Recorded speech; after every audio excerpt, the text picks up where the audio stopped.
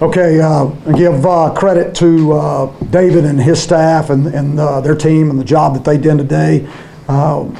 Another tough football game, and those guys made enough plays to win the football game. What was the decision behind putting Cade Fortin in at that last pass, and why was not play him earlier? We didn't feel like going into the game that he would give us the best chance to win a football game. If we did, we'd have put him in there, or we'd have had him in there earlier. But in that instance, you know, he's got an extremely strong arm, and we knew he could at least move around enough to get the ball down the field for us. Larry, that the offense was clicking there early. He scored touchdowns in 4 of the first 6 possessions. The next 7 possessions, I think, gained 23 yards. What changed there? You know, I'm sure that as you go back and look in the second half, especially in the third quarter, you know, there were some adjustments that were made, and we didn't handle those adjustments very well. We'll go back and look at that, and we just didn't, you know, we didn't move the chains like we should have. What went wrong on some of those runs that Daniel Jones had, assuming it happened again and again and again?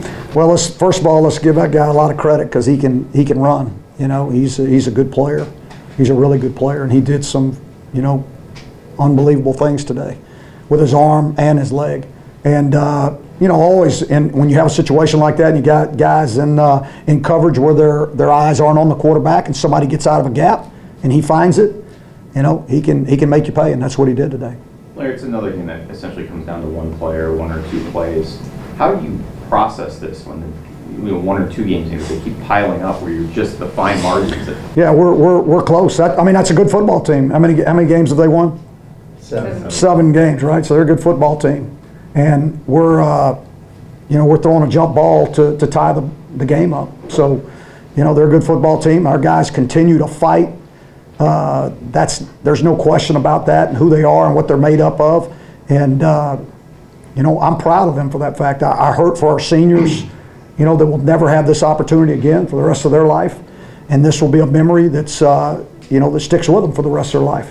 I mean, you can go back and talk to any guy that's ever played in this game, and they can tell you what happened and how they remember it. At what point, when you keep coming up short, you're close every week, at what point does it reach where you're actually maybe not as close as you think because you continue to... I don't know what that point is. To me, we're close, so I don't know what that point is. It's easy to get up for a rivalry game, but now, you know, how do you keep these guys ready and excited for the rest of the season, or are you just trying to get through it? No, we're not just trying to get through it. We're trying to win a football game. So we're gonna. I'm not worried about their morale. I'm not worried about, you know, what they're made up of. I mean, they've already shown that for us through this entire year. They could have shut it down a long time ago. You know, they could have shut it down when y'all started talking about they don't have a bowl game, so why are they playing? You know, they could have shut it down, but they're not. They're not going to. That's not who they are.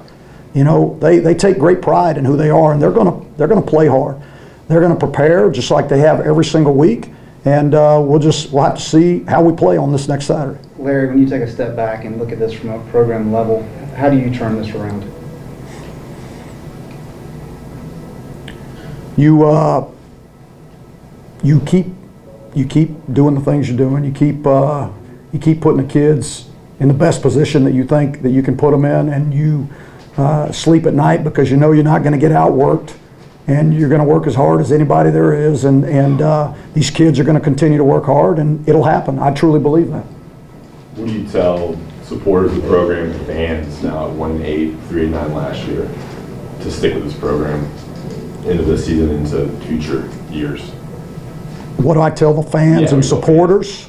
Of supporters of this team. I'd say if they're fans and they're supporters, they know to stick with them. You know, I shouldn't have to talk you into it. You know, I mean, it's the Tar Heels, and if you're a fan of the Tar Heels and you're a supporter of the Tar Heels, and your blood is blue, there's no question about what you do. You keep supporting.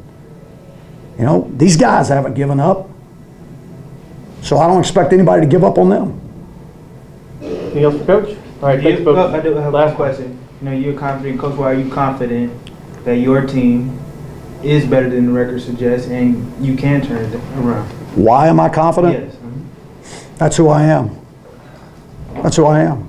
I mean, nobody's going to be able to tell me any different.